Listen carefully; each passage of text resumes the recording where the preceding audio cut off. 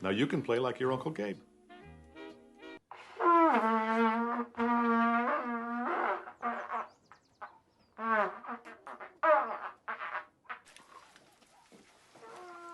He's getting it. Maybe trumpet's not the right instrument. He's getting it.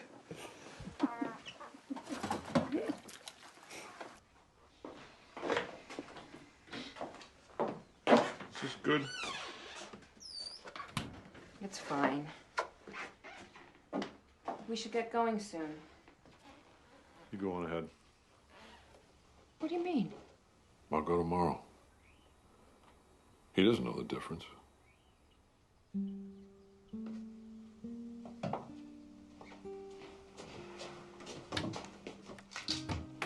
Take your pills. Drugs cause this? No, I don't think so. From the way he looks, he was on the streets for some time. Oh, God. And unfortunately, though slow growing, the tumor also destroyed structures of the medial side of both the temporal lobes. In particular, what is called the hippocampus. And these are the areas of the brain we use to form new memories, like what I'm telling you now, new information. Mr. and Mrs. Sawyer, even if Gabriel makes a full recovery, his memory has been damaged. Gabriel's long-term memory stops at a certain point. And even if he regains some cognitive function, like perception of his surroundings, it's likely that it will be inconsistent and intermittent.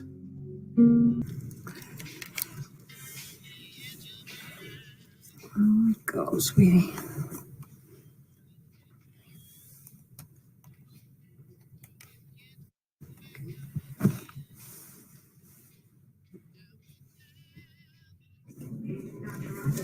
I gave him this message.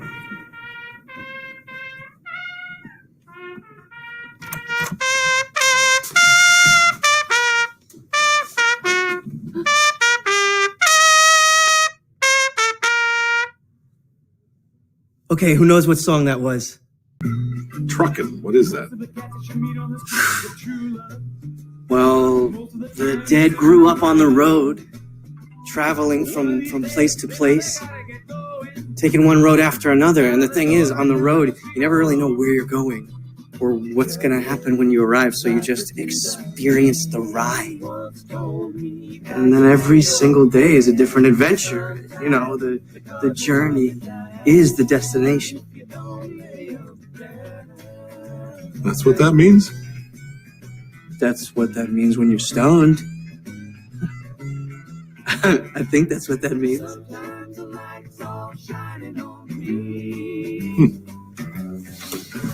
Let's do another one.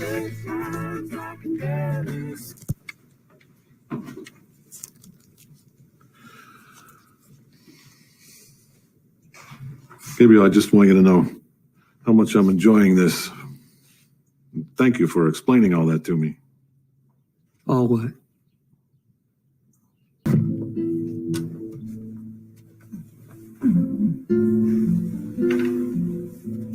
Gabriel, honey, we need to go.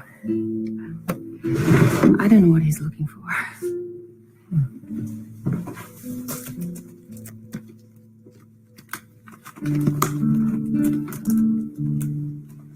Gabriel, you're missing your father. What do you mean? Dad comes every day at 10 a.m. Honey, he can't come anymore. Your father passed away. Boa noite, professor Arali e alunos de psicologia da turma N. Vamos apresentar o conto de Oliver Sacks, O Último Hippie. Greg cresceu nos anos 50 em Queens, Estados Unidos. Era um garoto talentoso e atraente que parecia destinado, como pai, a uma carreira profissional. Tornou-se um jovem agitado e questionador. Passou a odiar a vida convencional de seus pais, vizinhos e o governo cínico do país. Adora música, em especial o rock. Cresceu e passou a discordar dos pais e professores e se rebelar, deixando até mesmo seu cabelo crescer e abandonou a escola. Saiu de casa e foi morar no Village, onde experimentou drogas e juntou-se a essa cultura. em busca de uma liberdade interior e de uma consciência superior tanto quanto utópica. Após experimentar todos os tipos de drogas e não se satisfazer, foi em busca de uma doutrina e um tipo de vida mais codificado, por sentir tal necessidade.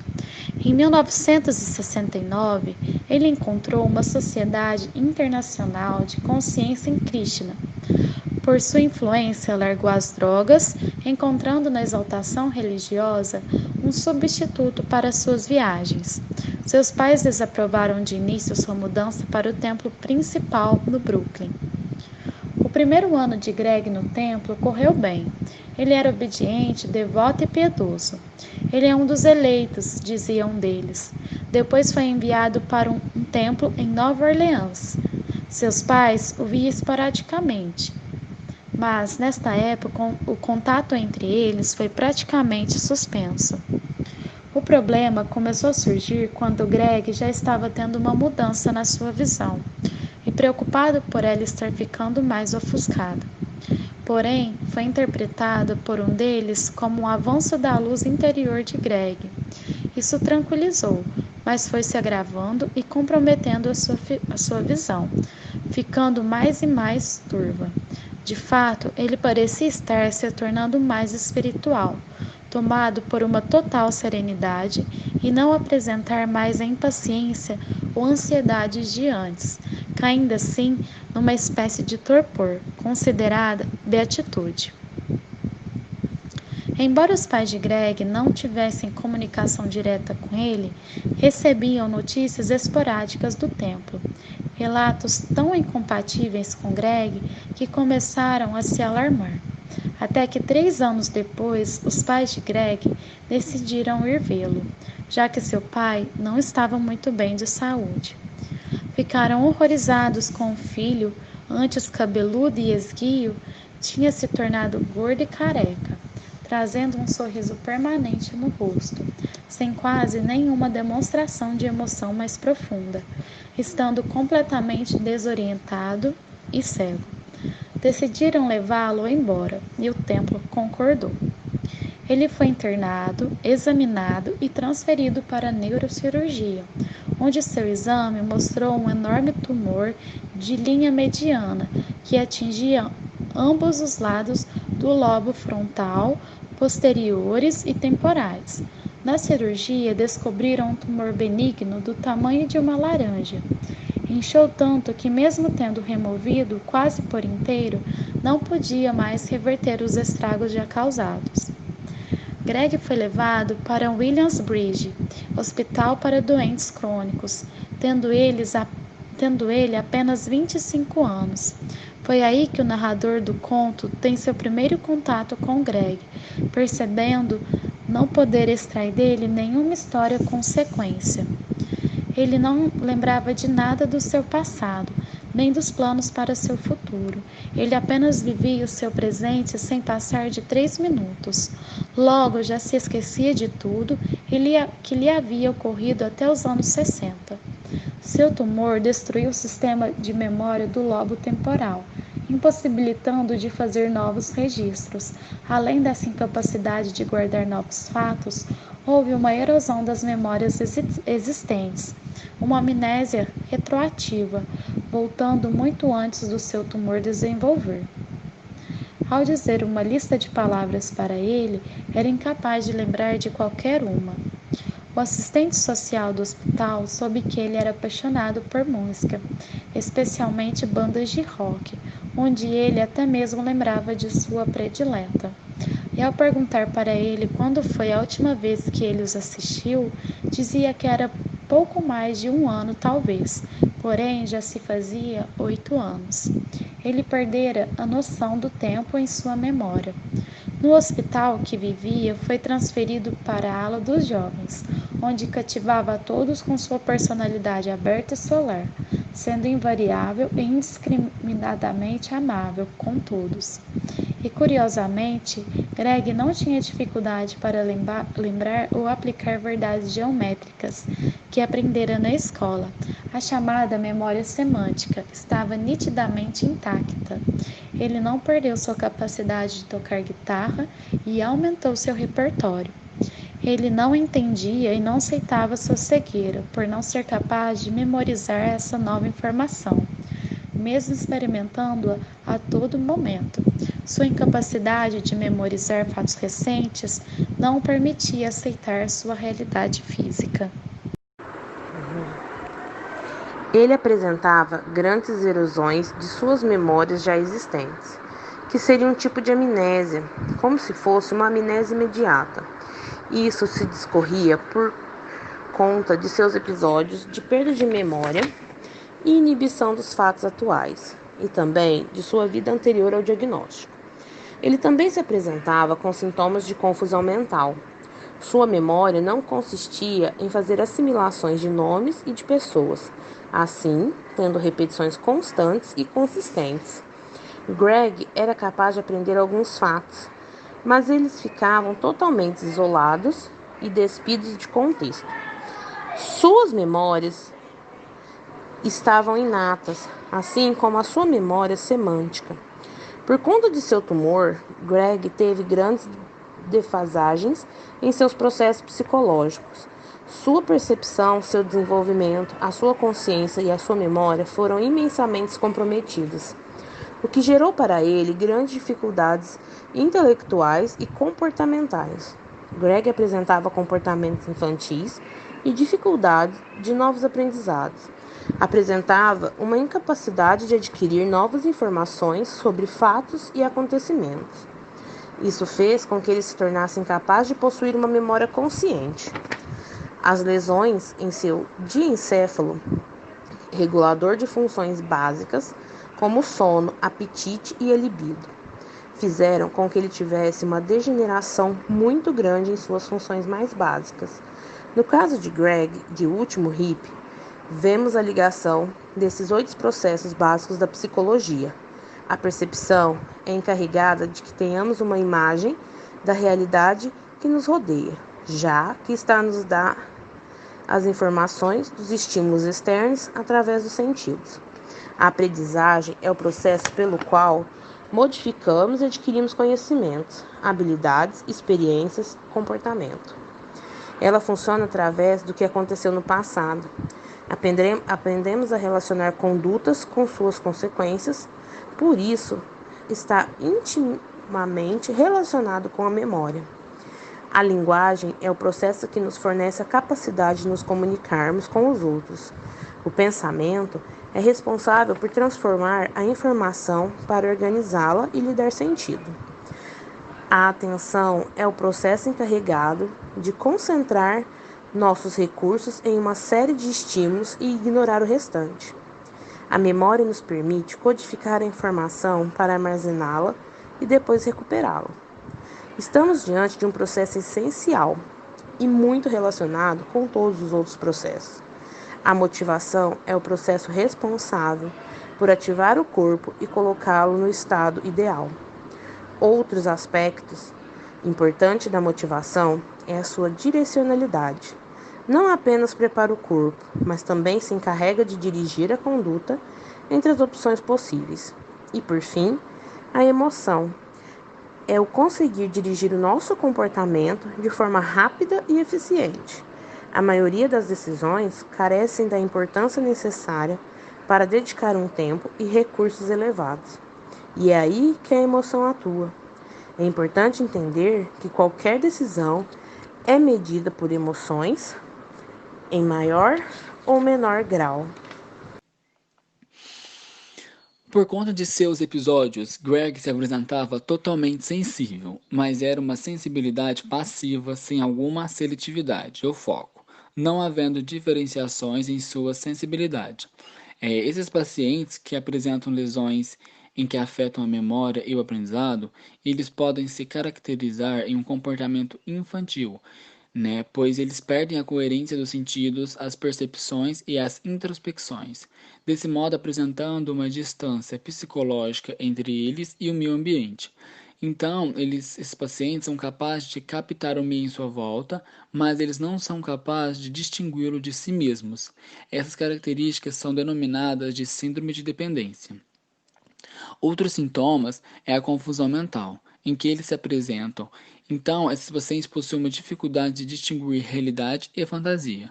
O sonho e a vigília costumam se expressar de maneira diferente dos que não possuem esses tipos de lesões. No entanto, para Greg, essa fronteira de sono e vigília parecia ter se rompido. O que emergia era uma espécie de sono acordado ou público, onde suas fantasias, associações e símbolos se entrelaçavam, né, com suas percepções do seu estado desperto. Vale ressaltar que é importante que se dê ênfase às lesões do lóbulo frontal, pois é a parte do cérebro em que mais se cresce e se desenvolve após o nascimento e continua se desenvolvendo até os 7 anos de idade. Né? Quando o pai de Greg chegou a falecer e o seu médico foi contar a ele o que havia acontecido, Greg entrou em um estado de choque. Para ele, o pai vinha visitá-lo todos os dias, o que não acontecia mais. Foi então que o seu médico contou para ele que não e que sua morte havia acontecido de fato. Nesse modo, Greg não obteve nenhuma reação, a não ser de ficar chocado com esse fato. Mas o neurologista percebeu a intensidade de suas lesões, quando voltou tempo depois e Greg já não se lembrava mais do ocorrido. Isso acontece por conta da amnésia e de sua memória estar totalmente comprometida, já que ele não guardava fatos isolados e isso não era o foco de seu tempo. Dessa forma, assim como definiu o médico fisiologista Flores, o cérebro segrega pensamentos, assim como o fígado segrega bilis. O cérebro humano armazena o nosso eu, e dessa forma a memória é a capacidade humana de adquirir, armazenar e recuperar informações adquiridas, aprendidas e conhecimentos adquiridos durante toda a nossa vida, assim como as nossas experiências, que definem a nossa personalidade. Ao fim do texto, Sachs relata que levou Greg ao show da sua banda favorita, conseguiram um bom lugar para ele, onde tinha uma boa acústica e até levou nos bastidores para conhecer os integrantes. Greg ficou totalmente entusiasmado com o show e com as canções que ele já conhecia. Porém, após o intervalo do show, a banda tocou novas músicas, com um ritmo que ele ainda não conhecia, o que deixou extremamente confuso e intrigado. Porém, ele continuou curtindo o show e foi ouvindo a banda que ele tanto gosta. No dia seguinte, Sachs questiona sobre o show. E Greg conta, então, que os ouviu no Central Park, se esquecendo na noite anterior. Mas ao tocar uma fita de apresentação, ele imediatamente reconheceu alguma das novas canções. E ao ser questionado aonde tivesse ouvido, ele apenas balançava os ombros. Agora, Greg tinha aprendido novas canções mais recentes da banda. E sempre que Sachs o visitava, logo cumprimentava com um companheiro fã. Portanto, naquela época eram incertos os diagnósticos referentes aos sistemas psicológicos e neuronais, em que comprometia o lobo frontal e as suas funções. Desse modo, o caso de Greg apresentou inúmeros questionamentos à medicina da época e seus diagnósticos. Por certo, foi constatado que sua memória, sua percepção e sua cognição já estavam totalmente comprometidos. Sua memória fora interrompida, estava totalmente parado no tempo e incapaz de seguir adiante. Era um fóssil, o último hippie. E agora, fiquem com a nossa dinâmica, que foi inspirada no filme A Música que Nunca Parou, inspirada no conto O Último Hippie. Fiquem com trechos e o trailer. What song this is? Till There Was You. Composer? Meredith Willson. Till there was you. Hello? Mr. and Mrs. Sawyer, when was the last time you saw Gabriel? Several years ago. Nearly 20.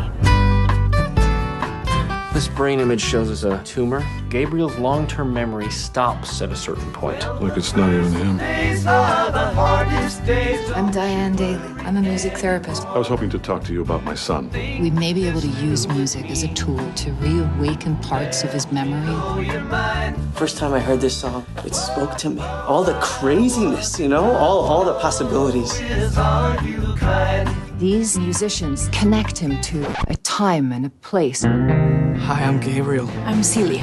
Dylan, man, he gets it. You get it too, Gabriel. saw the kids, they want to die. You're using music to bring him back to a time when he fell apart. Find some music that can bring him back to a time when things were right. It doesn't work that way. You're always going on as if you're the only one that has memories worth recalling. You know how you hear a song and it places you back in that moment when you fell in love with it, as if no time had passed. Trade me these for everything you got after 1958. It's loud. Could you be more specific? I brought some music for us to listen to. Right on, Dad. I love the Dead. I almost saw them once. What happened? We didn't make it. In my music, it's plain English. This is, I don't know. The Dead grew up on the road. On the road, you never really know what's gonna happen when you arrive, so you just experience the ride. That's what that means? I lost my boy for 20 years. Now I'm 65 years old, and I need to have a conversation with my son. I've never been to a Grateful Dead concert. Me neither. Got the medication. I've got the bag. I've got the brain tumor.